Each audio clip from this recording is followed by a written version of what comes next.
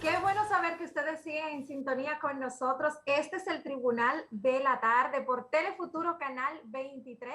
Y en este momento, tal y como mencionamos en la introducción del programa, tenemos con nosotros al licenciado Inocencio García. Él es secretario de Asuntos Haitianos del partido La Fuerza del Pueblo y también es miembro de su dirección central.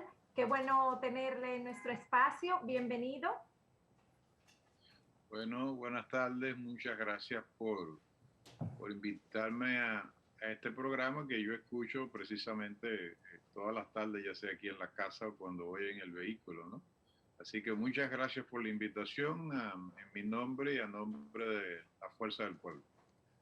Hablando de que usted precisamente es secretario de Asuntos Haitianos, señor Inocencio, cuéntenos un poquito qué le parece actualmente el manejo que se le ha dado a la frontera luego de la crisis que se agravó en Haití por la muerte del presidente Moïse y también por el terremoto que recientemente ocurrió allí. Se dice que no ha alterado la inmigración, pero en sentido general, ¿cuál es su análisis respecto a lo que está sucediendo ahora por allí?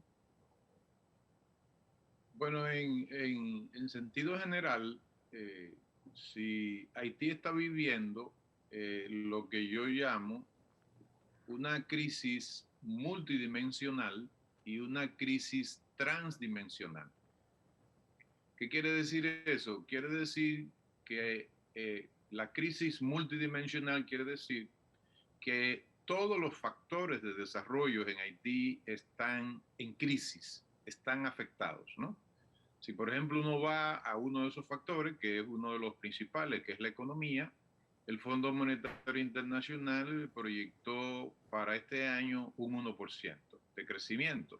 Acabo de leer, por ejemplo, que en el Instituto de Estadística de Haití, que Haití tiene ahora mismo una inflación de 12,3%, una inflación de 2 dígitos, ¿no? Lo que implica un grave problema en materia de las posibilidades de la gente tener acceso a bienes y servicios, ¿no? A los alimentos. Eso por un lado. Por otro lado, Haití vive lo que yo también le llamo un vacío de poder constitucional. Bueno, por el hecho de que, ¿cómo se expresa eso? Por el hecho de que los primeros ministros que han estado al frente en estos últimos meses son primeros ministros de facto. ¿Por qué? Porque en Haití hay un sistema híbrido, que es un sistema semiparlamentario y semipresidencial, pero la constitución del 29 de febrero de 1987, que es la constitución vigente, le otorga en términos constitucionales un peso muy fuerte al Parlamento, por lo que el Congreso está cerrado, tanto la Cámara de Senadores solamente tiene un tercio, falta el 66%, la Cámara de Diputados está cerrado. Hubo el magnicidio, ocurrió el magnicidio del presidente Jovenel Moïse, y lógicamente que hay una crisis multidimensional y es transdimensional porque entonces cada uno de esos factores de desarrollo se retroalimentan de manera negativa, ¿no? En la medida en que ha ocurrido este terrible terremoto que está afectando 4 departamentos del sur, Nipe, la Grand Anse y el departamento del oeste, menos el impacto en el oeste, pero el impacto más fuerte ha sido en el sur. Eso implica que si el Fondo Monetario Internacional proyectó un 1% para este año, no es cierto que con este terremoto es poco probable que ese crecimiento se pueda dar de manera positiva en 1%. Lo más probable es que Haití tenga este año un crecimiento negativo, ¿no? En consecuencia, si nosotros sumamos las crisis estructurales que Haití viene padeciendo desde hace décadas, y entonces le agregamos los 2 terribles terremotos que Haití ha sufrido en menos de 11 años, ahora con este del 14 de julio, perdón, 14 de agosto, más el magnicidio, el asesinato del presidente Jovenel Moïse el 7 de julio, lógicamente que el escenario que nosotros como país, República Dominicana, podemos esperar es una presión migratoria mayor de gente que quiera irse de su país y venir al lado más fácil, que es la República Dominicana, ¿no? Aunque los haitianos están yendo a todas partes del mundo, ¿no? Hay inmigración haitiana en Tapachula, en México, hay inmigración en la frontera de México, hay inmigración de haitianos en la cosa más terrible, que es el tránsito del tapón del Darién, que es una de las zonas más inhóspitas del mundo, que queda entre Panamá y Colombia, ¿no? Por ahí se están yendo la inmigración haitiana hacia, tratando de alcanzar México, la frontera mexicana, para tratar de llegar a los Estados Unidos. Es decir, he dicho que Haití yo creo que ya no tiene capacidad para padecer más infortunios de lo que ha padecido y está padeciendo con este terrible terremoto, ¿no? Entonces, en el caso nuestro, cuando ocurrió el magnicidio del presidente Jovenel Moïse, el gobierno dominicano adoptó una política correcta, que fue efectivamente el disponer la operación Gavión, que es la mayor cantidad de miembros del ejército para custodiar la frontera. Pero también hubo una medida inteligente en materia humanitaria, y es de que se abrieron los mercados transfronterizos, pero hecho de manera, es decir, no con el tropel que nosotros vemos, por ejemplo, en Dajabón cuando se abren las puertas, sino que se le permitía entrar por cuotas pequeñas de personas hacia el territorio dominicano. Lógicamente que es muy importante, pero sin embargo, yo quiero solo referirme de manera muy respetuosa, porque tengo un alto concepto de nuestras Fuerzas Armadas, pero lógicamente que hay que referirse a las declaraciones del respetado mayor general, ministro del Ministerio de Defensa, Luciano Díaz Morfa, cuando dijo que ante el terremoto que la necesidad tiene cara de hereje y los haitianos tienen muchas necesidades.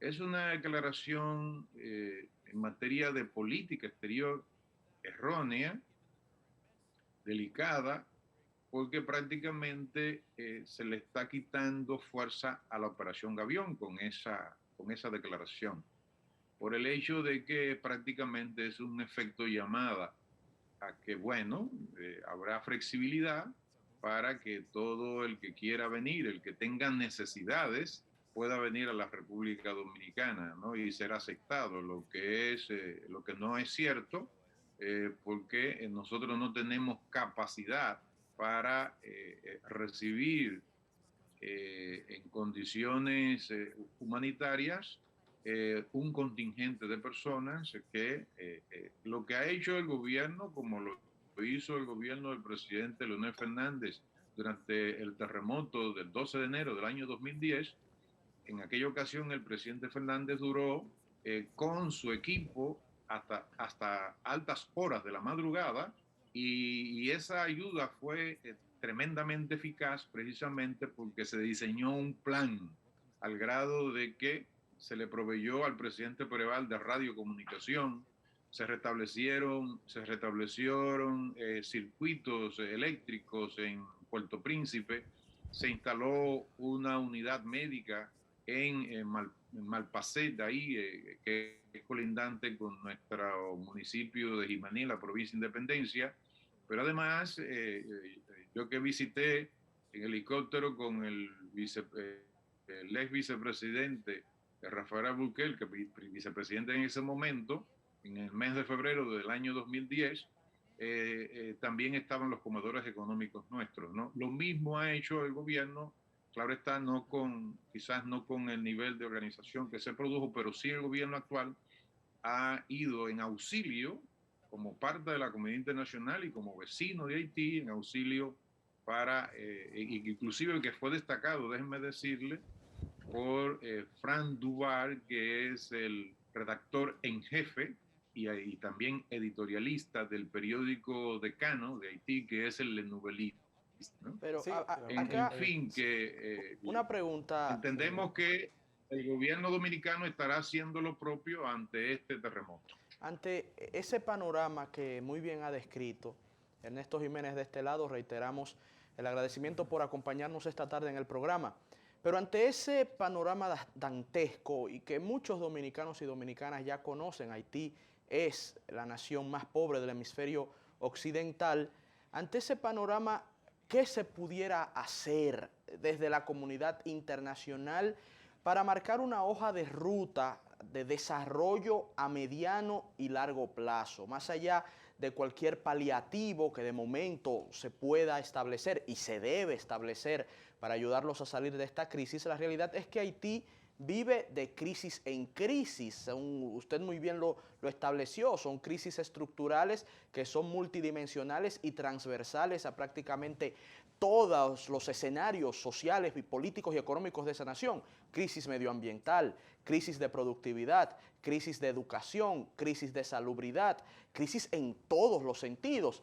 ¿Cuál sería el camino? ¿Qué hacer? ¿No? Aludiendo a la famosa obra de Lenin, para ayudar a ese pueblo que muchos, inclusive a nivel internacional, sienten que ya carece de capacidad hasta de autogestión de sus propios procesos. ¿Cuál pudiera ser esa hoja de ruta que permita y viabilice el desarrollo de esa nación a mediano y largo plazo? Qué buena pregunta, Ernesto. Bueno, la hoja de ruta está. La hoja de ruta durante el gobierno del expresidente Leonel Fernández,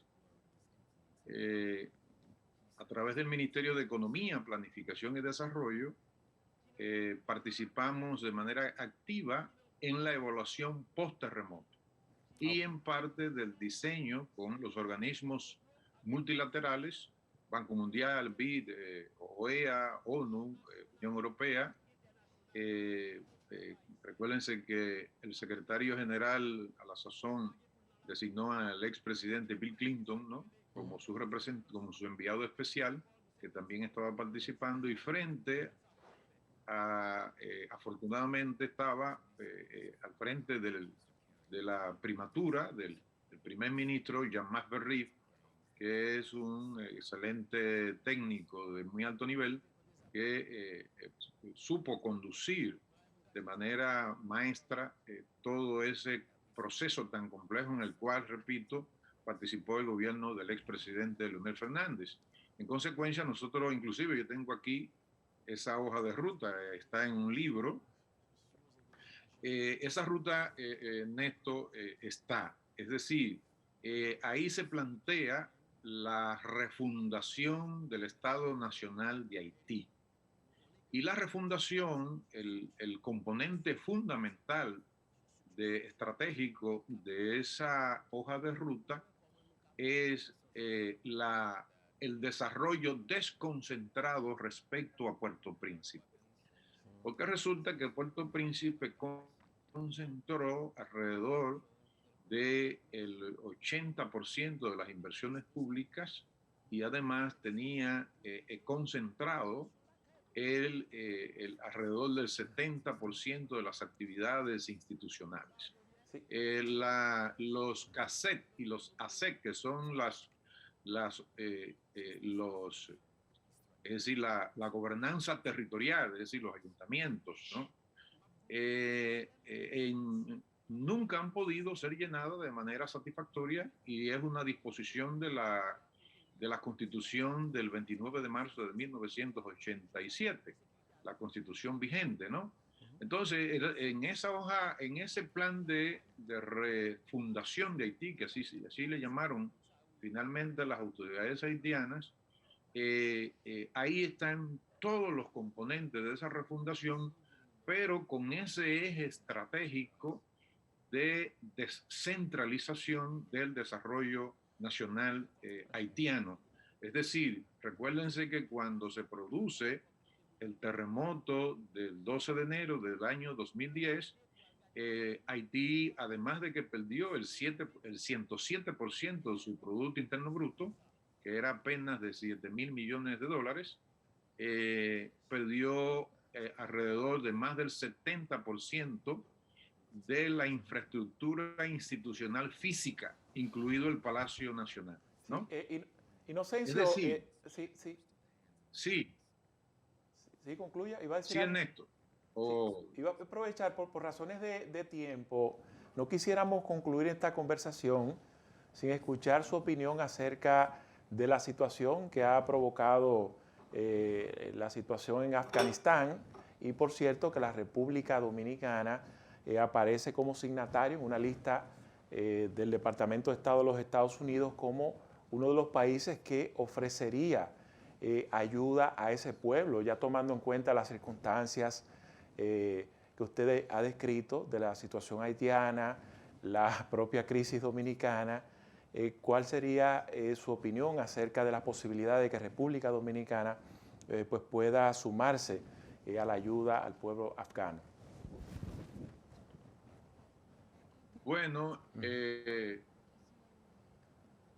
eso lo que refleja una política exterior que yo le he llamado una política exterior efectista en una entrevista que me hizo Kleiner López del periódico El Caribe, hace yo creo que ya poco más de una semana que salió publicada.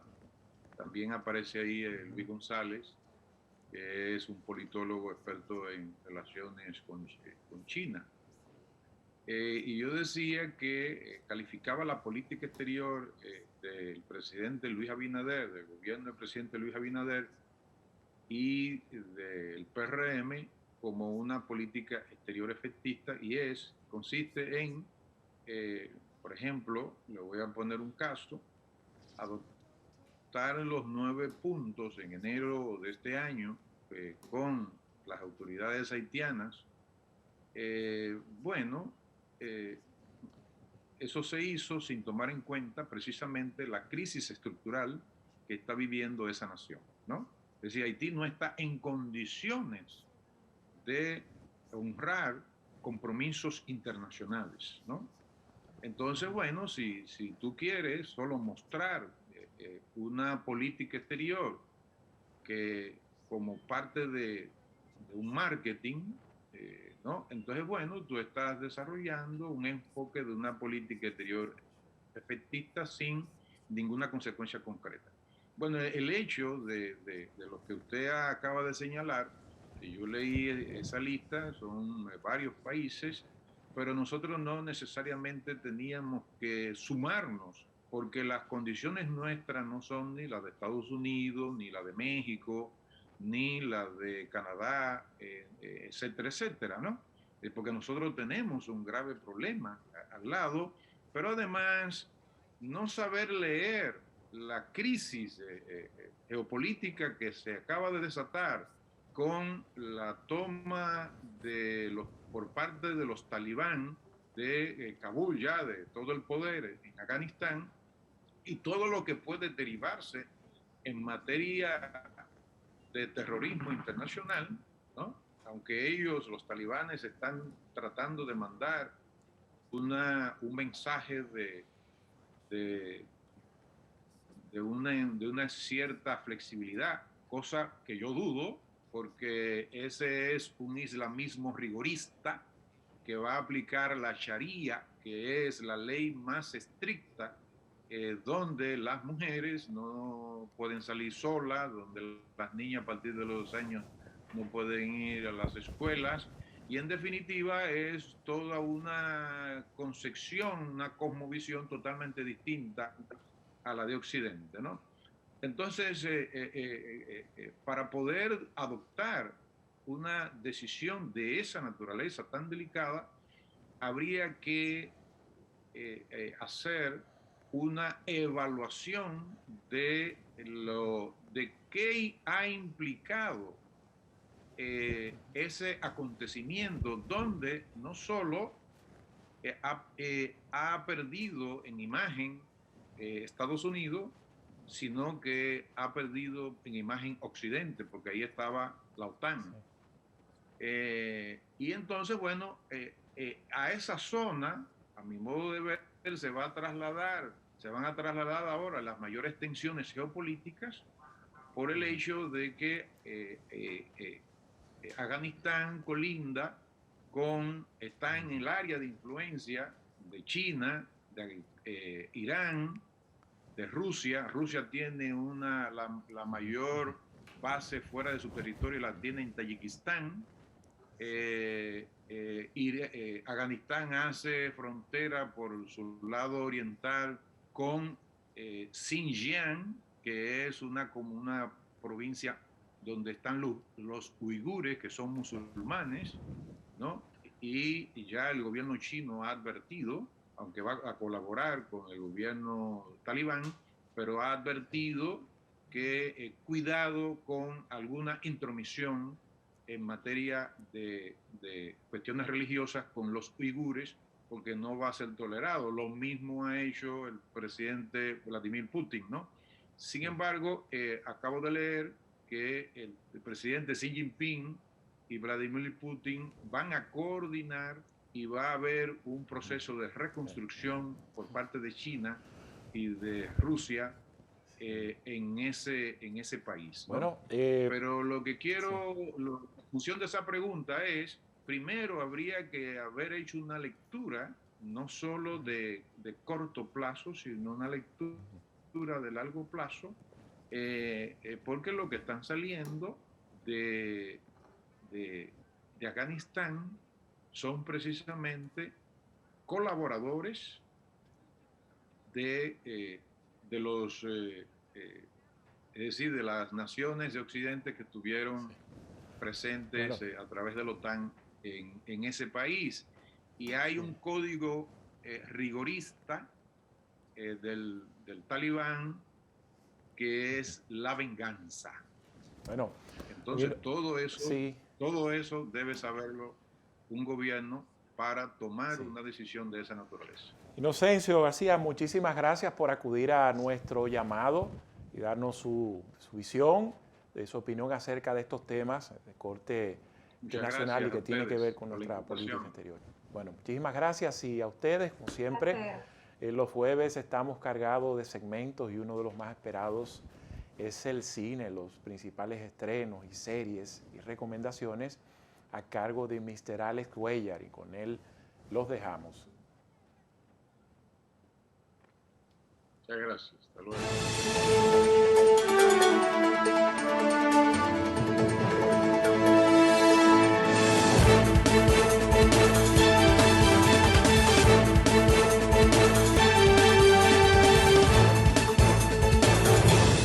Llegó en cine, gracias por acompañarme. Hay excelentes recomendaciones como en todas las ocasiones. Esta vez 2 muy buenas películas del cine y una serie en Amazon Prime Video. Vamos a la primera recomendación con un chico que está dando mucho de qué hablar. Ha tenido buenas películas. Hace un par de meses lanzó una que se retrasó porque ya todos sabemos, y ahora sí. Llegó el momento de otra que está recién llegada y le está yendo muy bien en sus 2 primeras semanas. A la pantalla gigante nos vamos a ver Free Guy con Ryan Reynolds.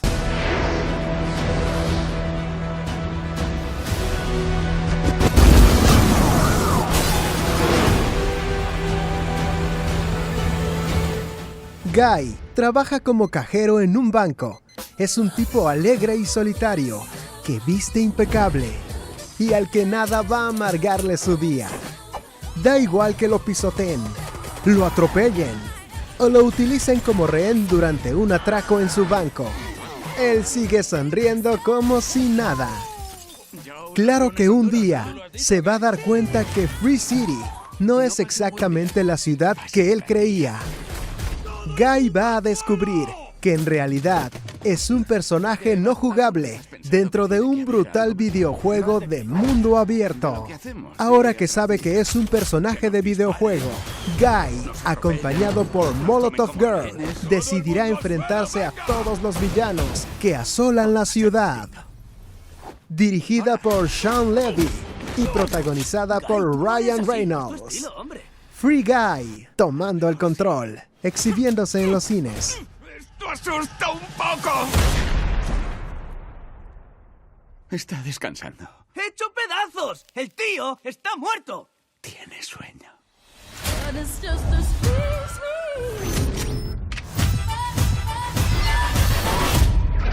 ¡Hola!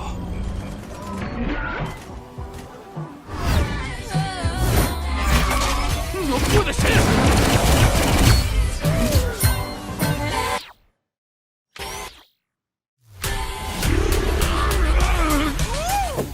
¿Esto es lo que te hacen sentir las anfetaminas?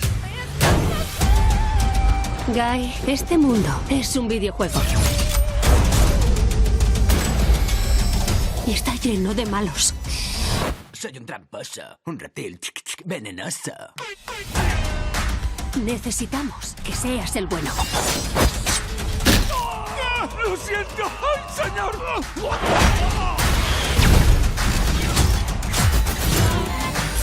¡Guau! ¡Móntame! ¿Tienes una pistola en el bolsillo? No, ¿Cómo? tengo 2 pistolas. ¡Oh!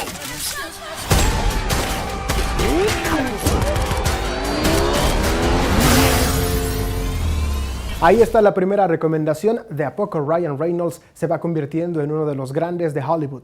Y hablando de eso, de buenos actores y de los grandes, Hugh Jackman es uno de ellos sí o sí. Hace todo tipo de películas, no solamente de acción, sino también muy profundas. Y justo esta mezcla un montón de todo eso. Vamos a ver a Hugh Jackman en el cine con Reminiscencia. Vas a hacer un viaje. Un viaje a través de los recuerdos. Lo único que tienes que hacer es seguir mi voz. En un futuro cercano, Nicholas Bannister tiene un negocio que consiste en que sus clientes puedan revivir cualquier recuerdo que deseen. Su vida cambia cuando conoce a May, una mujer que solo acude a la consulta para poder recordar dónde dejó sus llaves. Pero este encuentro pronto se convierte en un apasionado romance. Sin embargo, un día May desaparece sin razón y Nick se queda desolado. Hará todo lo posible por encontrarla, lo que implicará volver al pasado para descubrir la verdad sobre la mujer de la que se ha enamorado. Escrita y dirigida por Lisa Joy, protagonizada por Hugh Jackman. Reminiscencia, exhibiéndose en los cines. Para averiguar dónde había ido, tenía que saber dónde había estado.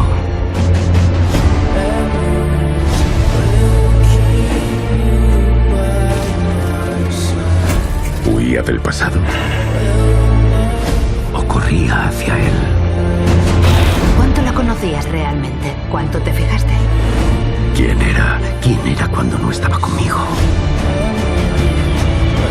Crees que quieres respuestas, pero no es verdad. ¿Dónde está? ¿Dónde está? Segunda recomendación estupenda, ciencia ficción y mucho más es lo que envuelve esta historia. Momento de irnos a Amazon Prime Video. Una muy buena serie nos espera ahí. Hace algunos meses vine a recomendarte The Good Doctor, que pasa todos los lunes a las 10 de la noche por Sony Channel. Ahora, en Amazon Prime Video se estrenan nuevas temporadas y van mucho más adelantados. Así que allá nos vamos. Amazon Prime Video te presenta una nueva temporada de The Good Doctor.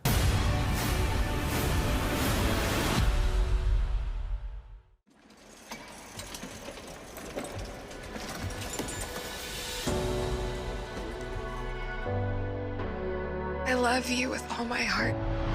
You make me more, Sean. Mientras que Sean y Leah por un lado dan rienda suelta a su amor. El equipo de Sean está sumido en una terrible tristeza debido a la muerte de Meléndez. Por otro lado, Sean y la doctora Marcus determinan que su paciente ha sido infectado por el COVID-19. Mientras luchan por comprender y adelantarse a un virus en constante evolución, Sean lidia con sus temores y preocupaciones sobre poner en peligro la salud de Leah. Los sentimientos, la amistad y también la enemistad entran en juego. The Good Doctor, 4ª temporada, por Amazon Prime Video. Dr. Park wants us to get to know you. Do you have a boyfriend? You can't ask that question in a workplace. At least you know he'll be a totally honest boss. Butt out, you're not a surgeon. This is not your job. Stop worrying about protecting your turf. Stop stepping all over it. Heart rate's plummeting. Clear. Suction catheter, please. We're scared that the world isn't going to be the same again. Thank you. You're welcome. Muy interesante esta temporada con grandes sorpresas y no te la puedes perder. ¿Ya se acabó en cine? Sí, gracias por acompañarme. Siempre buenas recomendaciones, pero siempre llega un final, solo para ir a revisar lo mejor y venir para recomendártelo. Me tengo que ir. Nos vemos en la próxima.